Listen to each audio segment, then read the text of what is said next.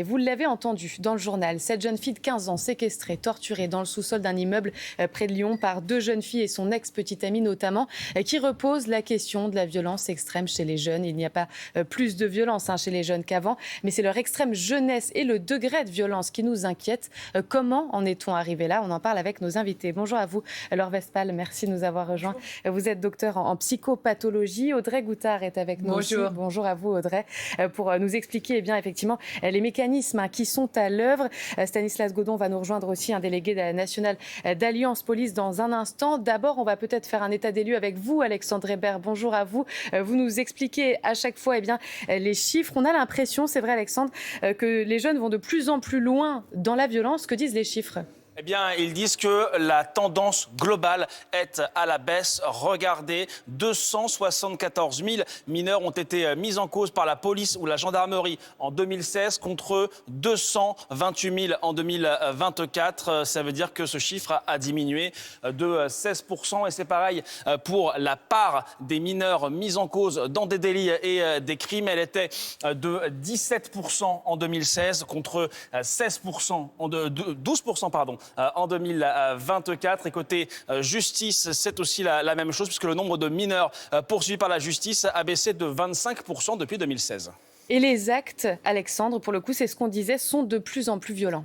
C'est vrai, regardez le nombre d'adolescents poursuivis pour assassinat, coup mortel ou violence aggravée est passé en quelques années de 1207 à 2095. Ça veut dire qu'il a quasiment doublé et c'est encore plus édifiant pour ce qui concerne les violences sexuelles. Regardez le nombre de mineurs mis en cause pour viol ou agression sexuelle est passé en quelques années de 6 300 à 11 300. Avec, on le voit très bien, une hausse constante depuis 2017. Merci beaucoup Alexandre Hébert pour toutes ces précisions, pour toutes ces explications. Audrey, c'est vrai qu'on en parle régulièrement. Ces violences, la grande différence aussi, c'est qu'elles sont davantage maintenant filmées, diffusées. Elles circulent sur les réseaux sociaux avec une médiatisation aussi plus importante. Et ça leur donne tout ça plus d'écho, plus de caisse de résonance. Et puis j'ajouterais une sensibilisation de la part de la population. On ne supporte plus certains faits que l'on acceptait ou qui passaient sous, si vous voulez, le boisseau à une époque. Donc aujourd'hui, effectivement, ces faits sont relatés. L'inquiétude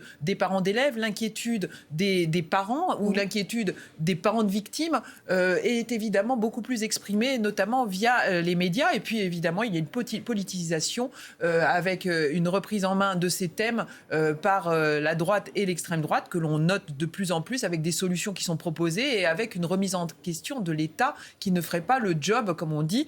Donc, et puis enfin, il y a effectivement des faits qui sont extrêmement marquants. Je pense notamment à cette surveillante poignardée en juin dernier dans un collège de Haute-Marne par un élève. Ce sont des faits qui marquent tout le monde. Je pense aussi à à cette jeune adolescent poignardé par deux autres adolescents alors qu'il sortait du sport. C'était quelque temps auparavant. Bref, vous voyez, il y a un ensemble de faits et une inquiétude vis-à-vis de la jeunesse aujourd'hui qui était prégnante et qui fait que nous en parlons aujourd'hui sur ce plateau. Oui, Laure Vespal, comment vous la qualifieriez justement, cette violence ?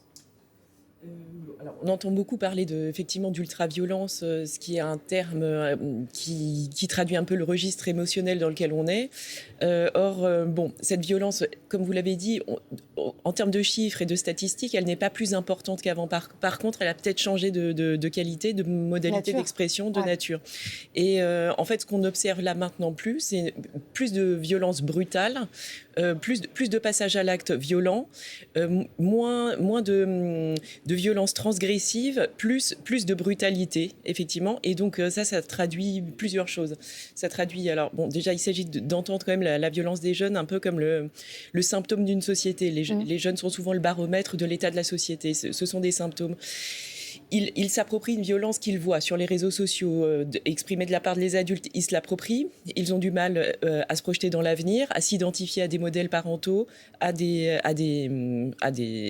enseignants aussi. Enfin, ils ont beaucoup de mal à se projeter dans l'avenir et ils ont beaucoup de mal à ressentir un socle auquel appartenir. C'est-à-dire qu'il y a souvent des difficultés familiales qui font qu'il y a une précarité affective, une précarité dans le lien à l'autre, une précarité dans la façon de pouvoir se projeter dans l'avenir qui font qu'ils sont souvent dans un état de grande fragilité. C'est dû à quoi ? La crise du Covid, par exemple ?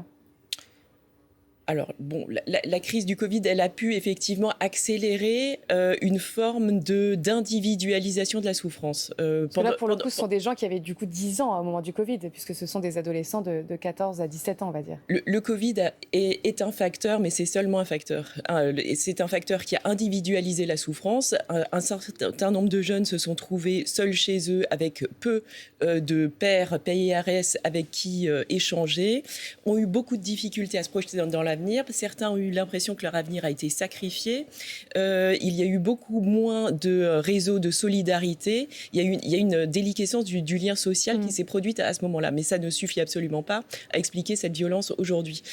La violence aujourd'hui, elle est aussi déterminée donc par la violence de la société en général, le manque de possibilités de s'identifier aux parents qui souvent ne représentent plus un horizon d'avenir. Ça, c'est très étonnant. On va peut-être y revenir dans un instant. Mais c'est vrai qu'Audrey, on cesse de le répéter de toute manière. On n'est plus sur des faits de délinquance comme il a toujours été. Vous parliez de violences transgressives. Les faits de délinquance, ça a toujours été, quand on est ado, on teste des choses. Là, en l'occurrence, on parle de criminalité pour certains. Oui, alors que, comme vous le disiez, la société est plus, dans sa totalité, dans sa globalité, est plus violente. Et c'est un phénomène qu'on ne retrouve pas seulement en France, on le retrouve partout en Europe et généralement dans les sociétés occidentales. Donc à ça, en fait, il y a des multiples facteurs, de multiples causes. On évoquait effectivement la crise du Covid, mais pas seulement. On évoquait il y a la crise de la parentalité, des parents qui sont perdus, qui sont au chômage. Mais ça n'est évidemment pas une explication unique, parce qu'il y a plein de parents au chômage dont les enfants sont totalement insérés et ont des vies tout à fait intéressantes et sans problème. Et puis, il y a ces enfants qui sont laissés au bord du chemin. On n'arrive pas bien à expliquer pourquoi. Et ce que l'on note, par exemple, c'est l'utilisation de plus en plus prégnante des couteaux. Et ça, c'est un facteur important, parce que ce phénomène a commencé en Grande-Bretagne. Il y a déjà 10 ans, 15 ans, et la Grande-Bretagne a été touchée par une multiplication des agressions au couteau. Donc, ça, ce sont des agressions très violentes et qui font d'énormes dégâts. Et cette mode, j'allais dire, même cette triste mode, est arrivée en France. Et aujourd'hui, il y a une multiplication d'utilisation de couteaux dans les agressions. Et cela crée effectivement une violence accrue. Et ce qui est intéressant de noter, c'est qu'il y a de plus en plus de saisies d'armes blanches dans les établissements scolaires, parce que vous savez qu'il y a des opérations aujourd'hui menées dans les établissements scolaires pour essayer d'éviter l'utilisation des couteaux, et on se rend compte que des jeunes portent des couteaux pour se défendre d'hypothétiques agresseurs qui pourraient... Voilà. Donc évidemment, un adolescent presque enfant n'est pas armé pour savoir à quel moment sortir un couteau. Est-ce qu'on le sort, est-ce qu'on ne le sort pas? Et il peut y arriver à des actes ultra-violents qui n'ont pas été prémédités par eux-mêmes. Laure Vespal, la question qui se pose, c'est est-ce qu'on a conscience, quand on est adolescent, du traumatisme que ça va laisser toute cette violence-là, que ce soit même pour les auteurs et pour les victimes encore plus. Mais à tous les niveaux, évidemment, on ne sort pas indemne de ce genre de fait. Absolument. Alors, j'aimerais insister sur un point, c'est que souvent, les auteurs de violences ont été eux-mêmes victimes au préalable. Donc, il s'agit quand même de prendre ce phénomène en considération, c'est-à-dire que c'est par une fragilisation eux-mêmes qu'ils ont vécu, qu'ils répètent une forme de violence sur d'autres. Est-ce qu'on peut parler de désensibilisation à la violence ? Alors, effectivement, la question des réseaux sociaux, par exemple, qui banalisent des formes de violence, peut leur permettre de s'identifier à des groupes auxquels... ils pensent appartenir, et ils peuvent se sentir, grâce à l'appartenance à certains groupes, protégés, virilisés, réduire ils peuvent avoir l'impression de réduire identitaire et réduire leur sentiment d'impuissance par une forme d'ascendant pris sur un autre pour réduire leur propre sentiment de fragilité. Ça a remplacé les jeux vidéo, les réseaux sociaux en ce sens ? Alors, les jeux vidéo, je dirais que les jeux vidéo ont plus... Ce qu'on entend dans la pratique clinique, c'est que les jeux vidéo fonctionnent un peu plus comme des formes d'addiction qui forment une fuite à l'égard de la réalité. Là, on parle de violence agie, de passage à l'acte contre l'autre, avec une idée de l'altérité qui est en train de se déliter, en effet. C'est-à-dire que les jeunes gens s'en prennent à l'autre. Dans les jeux vidéo, c'est quand même, on est un peu plus dans la virtualité quand même. Avec une échelle de violence qui semble avoir changé. C'est pour ça que je vous parlais de désensibilisation. Quand on voit l'horreur de la cruauté de certains actes, on parle d'actes de torture en l'occurrence dans cette affaire, et c'est de plus en plus régulièrement qu'on entend ça pour des gens très très jeunes. Oui, très très jeunes. Et j'aurais aimé ajouter aussi quelque chose, c'est que la période de l'adolescence est quand même coutumière d'une expression de la violence pour essayer de s'émanciper d'un modèle perçu comme désuet. Mais aujourd'hui, ça peut se faire effectivement dans la violence par défaut de modèles alternatifs auxquels s'identifier. Il y a une forme de désespoir. Ouais. Des adultes et de certains parents, peut-être. On va peut-être revenir sur le rôle des parents dans un instant, si vous le voulez bien. On accueille en même temps Stanislas Godon. Merci d'être avec nous. Bonjour à vous. Vous êtes délégué national d'Alliance Police. On parle de cette violence, évidemment, débridée chez certains jeunes. En tout cas, encore une fois, on a vu les chiffres. Il n'y a pas plus de violence qu'avant, mais elle est exacerbée. Cette violence, comment vous l'expliquez? Est-ce que vous le constatez déjà sur le terrain? Ils sont plus jeunes et cette violence, elle a moins de limites qu'avant. Oui, et d'ailleurs, ils sont capables maintenant de faire des choses qui sont parfois passibles, souvent d'ailleurs, des assises. Je pense au guet-apens. Là, évidemment, on a un fait dramatique avec ce qui s'apparente à des actes de torture et de barbarie. Donc, c'est quand même des crimes extrêmement graves. Et nous, en fait, on constate sur le terrain qu'il y a effectivement cette désinhibition. Et dans les dernières statistiques, notamment du ministère de l'Intérieur, en fait, la proportion des 13-17 ans, en fait, dans beaucoup de faits délictuels ou criminels, est extrêmement importante. Et c'est ça qui nous inquiète, c'est que du coup, on se dit, est-ce que la jeunesse délinquante d'aujourd'hui va pas être la délinquance aussi de demain, encore plus aguerrie, parce que il y a un souci, et vous savez que samedi, on fera une grande manifestation citoyenne, justement parce que on a des problèmes dans la police nationale et qu'on a besoin de soutien. Et le problème de la justice, notamment pénale des mineurs, avec les mesures éducatives qui ont été l'alpha et l'oméga depuis plusieurs années, ont démontré leur inefficacité, notamment, je pense au rapport Elias. Je ne sais pas si vous vous rappelez de ce fait criminel extrêmement grave, où tous les dysfonctionnements de la justice des mineurs ont été démontrés. Et c'est bien pour ça que nous, on dit il faut absolument réformer cette justice pénale des mineurs, la prise en compte des mineurs, et aussi donner des moyens, notamment, on sait qu'ils vont être réformés pour les centres éducatifs fermés, parce qu'avec toujours deux jambes, évidemment, la répression, mais aussi en amont, la prévention, Audrey. Exactement. Oui, la prévention, parce que les adolescents ne sont pas des mini-adultes. Donc, ils n'ont pas du tout la même approche que nous. Pour avoir rencontré au cours de mes reportages des mineurs criminels qui avaient commis le pire, qui avaient tué. Il n'y a pas de conscience de ce qui s'était passé? En fait, c'est différent d'un adulte. C'est-à-dire qu'il y avait à la fois... C'était des enfants, en fait, dans le fond, qui avaient commis quelque chose d'irréparable et de terrible, et dont ils porteraient le poids toute leur vie. Alors, on n'excuse pas les faits, mais néanmoins, ça restait des enfants. Et donc, il est intéressant de voir que la prévention des mineurs, pour les mineurs, ne peut pas se faire comme pour la prévention pour les majeurs. Donc, on ne peut pas considérer un garçon ou une fille de 13 ans, même s'ils commettent l'horreur, comme des adultes, et leur demander et les gérer comme des adultes, même dans la punition. Et c'est pour ça qu'il y a des lois spécifiques aux mineurs. Donc il faut maintenir ce cap-là, parce que ces mineurs doivent être jugés comme des mineurs. L'excuse de minorité est un débat qui revient régulièrement dans le débat politique. Et on comprend que les policiers qui sont face à ces mineurs aient envie de faire bouger les lignes, mais néanmoins, ils ne sont pas face à des adultes. En tout cas, ce qui pose question aussi dans ce drame dont on s'est fait l'écho avec cette adolescente de 15 ans dans le Rhône, en l'occurrence à Oullins, c'est dans un quartier, ces agresseuses notamment, les jeunes filles qui ont fait partie de ces agresseuses, elles viennent d'un quartier qui n'est pas connu pour être difficile. Et c'est ça aussi qui est un peu étonnant, parce qu'on a tous en tête le cliché aussi des jeunes plutôt en banlieue, ou plutôt qui se sentent abandonnés, délaissés, qui sont en décrochage scolaire. Ce n'est pas forcément le cas. Est-ce que ça, c'est ce que vous constatez, Stanislas? La territorialité, effectivement, de la délinquance ou de la criminalité, effectivement, aujourd'hui, elle n'épargne pas, par exemple, le milieu rural. C'est partout. Les petites villes, les moyennes villes, on a des rixes entre jeunes qui sont extrêmement importantes, malgré des situations, effectivement, vous l'avez dit, où il n'y a pas forcément des faits de délinquance avérés. Donc c'est bien pour ça que aussi il y a la partie responsabilité par rapport aux réseaux qui ont une part importante quand même dans la propagation de la communication, des appels notamment au règlement de compte par exemple, puisque nous on le constate dans les rixes entre bandes par exemple.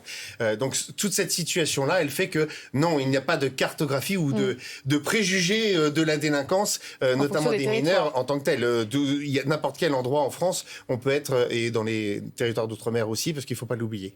Laure Vespal, vous parliez tout à l'heure du rôle des parents. Quel est-il dans ce genre de choses? Oui, alors j'aimerais rebondir sur ce qui vient d'être dit. En effet, il n'est pas des questions de catégorie sociologique. C'est-à-dire que ça peut concerner tout ça, de jeunes gens qui se sentent par exemple mal soutenus par leur famille, ou qui peuvent parfois souffrir d'une mauvaise intégration de leur famille, d'une mauvaise intégration parfois à l'école. On parle sans arrêt des histoires de harcèlement scolaire notamment. C'est aussi un facteur. Le fait de ne pas se sentir contenu en cas de difficulté par l'école. Ensuite, d'avoir des difficultés à se projeter dans un avenir professionnel structurant. Mais pour vous, c'est un vrai mal-être. Il y a une vraie question de santé mentale. Ou est-ce que aussi on peut imaginer que c'est sous le coup de l'impulsion, du coup de tête, comme c'est le cas parfois pour des adolescents qui, encore une fois, comme l'a dit Audrey, n'ont pas forcément conscience de ce qui se passe. C'est une conjonction des deux. C'est-à-dire que lorsque les personnes ont du mal à se sentir affiliées avec des projets d'avenir et soutenues par des pairs, et qu'en plus ils ont des problèmes psychiques liés à l'adolescence et à des problèmes sociaux, sociaux pas économiques, sociaux. Oui, la moindre chose peut embraser finalement la situation. Effectivement, et ça peut provoquer des passages à l'acte dont ils se rendent compte de la portée, en effet, trop tard.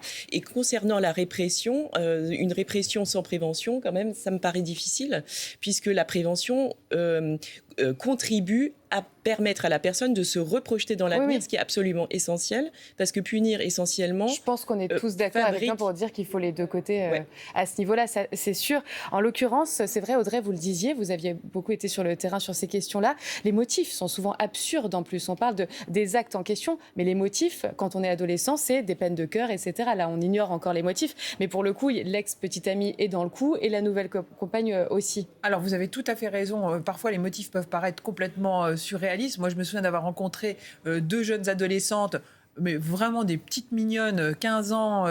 On leur aurait donné, comme on dit l'expression, le bon Dieu sans concession. Et elles avaient torturé affreusement et tué un homme infirme qui était leur voisin parce qu'elles voulaient récupérer 50 € pour aller faire des courses. Donc, vous voyez, parfois, les motifs peuvent être totalement... hallucinant pour nous adultes. Mais néanmoins, je voudrais quand même souligner un point nouveau, et c'est aussi pour cela que cette violence parmi les mineurs est de plus en plus prégnante, c'est le trafic de stupéfiants. Les trafiquants utilisent de très jeunes mineurs parce qu'ils savent effectivement qu'ils auront des peines moindres pour commettre le pire. Et ces jeunes mineurs, qui sont souvent des jeunes mineurs en déshérence, socialement perdus pour X raisons, sont des proies extrêmement faciles pour ces trafiquants. Et on retrouve de plus en plus d'affaires liées au trafic de stupéfiants. Et cela encombre évidemment les commissariats de police. Et cela nuit à la réputation des adolescents, je dirais, auprès de la population qui demande de plus en plus de mesures coercitives à leur encontre. Stanislas Godon, ça vous le constatez ? Oui, et d'ailleurs, on salue la disposition de la nouvelle loi narco qui va effectivement mettre en responsabilité ceux qui engagent des mineurs dans le cadre du trafic de stupéfiants. On pense que ça va quand même dissuader, on ose espérer, mais à condition que, encore une fois, les peines soient appliquées, parce qu'ils risqueront 7 ans d'emprisonnement, ce qui n'est pas rien en matière de peine. Encore faut-il qu'elle soit prononcée. Moi, je rebondis juste sur ce qui a été dit, sur l'origine sociale, les difficultés sociales que tout le monde peut comprendre. Mais attention, aujourd'hui, on a affaire à parfois des mineurs délinquants qui sont des gens très, très aguerris, qui sont capables d'organiser des choses et pas sur un coup de tête. C'est ça, en fait, que je voudrais illustrer. Donc, en fait, il n'y a pas de généralité, mais il y a quand même des critères spécifiques par rapport à l'ultra-violence que nous, on constate sur le terrain. Notamment, je pense au règlement de compte, quand on organise un guet-apens pour soit tuer à coups de couteau ou, comme ça s'est déjà fait par le passé, de noyer par exemple une personne. Voilà, ça ce sont des choses qui sont vraiment pensées à l'origine avec une préméditation avérée. Donc c'est pour ça que nous on dit que les parcours de délinquance, il faut les arrêter dès le début. Et que nous on milite évidemment pour les courtes peines. Les courtes peines qui peuvent être un signal très fort, même si c'est 10, 15 jours, ça a montré son efficacité. Après, il y a des limites, évidemment, comme tout système, mais les Pays-Bas, ça a montré son efficacité pour, je dis, les primo-délinquants et les débuts de parcours de la délinquance. Alors, comment lutter ? C'est la question qui se pose aussi au plus haut sommet de l'État. Je vous propose de voir ce que propose justement, lui, le ministre de l'Éducation nationale, Édouard Geffray, dans Le Monde aujourd'hui. Il dit qu'il souhaite nommer au sein de l'Éducation nationale un défenseur des droits des enfants. C'est un poste qui permettrait permettrait de centraliser les signalements et le suivi des affaires de violence. En l'occurrence, c'est davantage pour des affaires de violence d'adultes sur des enfants, après Betaram, après aussi les signalements dans le périscolaire. Audrey, mais c'est vrai que pour le coup, ce poste, il pourrait être un peu aussi, en tout cas, être une réponse à ce qu'on est en train de dire. Et surtout, c'est la prise en compte, enfin, peut-être de la parole de l'adolescent et de l'enfant. Parce qu'un primo-délinquant, c'est souvent quelqu'un qui n'a pas été entendu à un moment donné. Oui. Et donc, c'est se dire que pour les enfants victimes, on va créer ce poste de médiateur et de défenseur, c'est déjà un premier pas. C'est remettre l'enfant au cœur du problème. Et c'est peut-être un premier pas important, sachant, puisque madame, vous le disiez vous-même, c'est que les primo-délinquants sont souvent, et les enfants délinquants et criminels sont souvent des enfants qui eux-mêmes ont subi des violences. Donc, ça peut être une solution, Wheeler Westphal ? Un poste de défenseur des enfants au sein de l'Éducation nationale. Je suis tout à fait d'accord avec le point qu'il y a un moment donné où l'enfant devenu délinquant n'a pas été entendu et qu'il a développé effectivement ensuite des stratégies plus ou moins archaïques ou élaborées pour essayer de se faire entendre par la violence. Donc effectivement, en effet, il est tout à fait souhaitable d'accompagner les enfants victimes de sévices en famille, à l'école, de tout type de violence, pour essayer de leur permettre de se réapproprier leur trajectoire plutôt que de devenir délinquants. Stanislas Godon, oui, peut-être une réaction. Juste dire une chose, c'est que le milieu de l'éducation nationale prenne toute sa part dans la partie préventive, voilà. Mais il faudra aussi que, d'un autre côté, il y ait une petite révolution au sein de l'éducation nationale et qu'on arrête de mettre la poussière sous le tapis, comme ça s'est déjà fait par le passé avec des rectorats qui n'entendent pas notamment des adolescents qui sont victimes de harcèlement scolaire. Ouais. Et ça, il n'y a rien de plus terrible, parce que d'ailleurs, ça a à chaque fois démontré que les conséquences ont été dramatiques. Et je crois que c'est très très important que à la fois le monde de l'éducation nationale prenne en compte cette parole, pas de délation, mais de dénonciation plutôt des pratiques de harcèlement, et qu'il y ait des mesures extrêmement fermes qui soient prises. Merci. Et des actions de prévention, je suis d'accord avec vous, madame, sur le harcèlement. Une phrase encore, c'est qu'effectivement, ces jeunes qui n'ont pas été entendus et qui, par les institutions, peuvent après nourrir du ressentiment lorsqu'ils sont eux-mêmes, condamnés, alors que leurs agresseurs au préalable ne l'ont pas été. Et ce ressentiment peut provoquer une forme de radicalisation, même idéologique, de leur violence. L'importance de gens dont on parlait. Et de faire la justice soi-même. Pour avancer, effectivement, donc la prévention et les sanctions, en l'occurrence. Merci à vous d'avoir été avec nous pour en parler. Audrey Goutard, on vous retrouve chaque jour sur France Info. Merci Laure Westphal et Stanislas Godon d'être venus en plateau pour parler de ce sujet de la violence chez les plus jeunes.